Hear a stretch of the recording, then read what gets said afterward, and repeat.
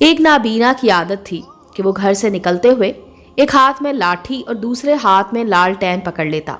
लोग अक्सर इस पर हंसते थे कि नाबीना को लालटेन की रोशनी के क्या फ़ायदा देगी। वो लोगों की बातों का जवाब देता और ना ही अपनी आदत बदलता।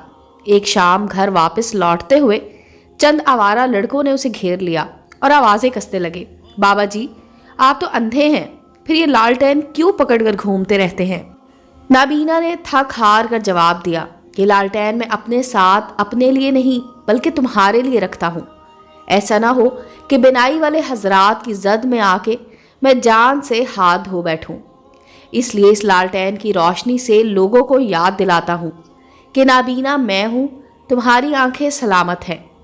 मुझे ड्राइविंग सीखने का शौक चढ़ा और मैंने ट्रेनर से कहा, मैं ऐसा एक्सपर्ट तजर्बाकार ड्राइवर बनना चाहता हूँ जिससे कभी कोई एक्सीडेंट ना हो। ट्रेनर मुस्कुरा कर बोला, जब भी रोड पर निकलो बस ये दिमाग में रखना कि तुम्हारे अलावा सभी अंधे गाड़ियाँ चला रहे हैं, कभी कोई एक्सीडेंट नहीं होगा। सुनने में मजाक में ये बात माशरे की भयानक हकीकत है।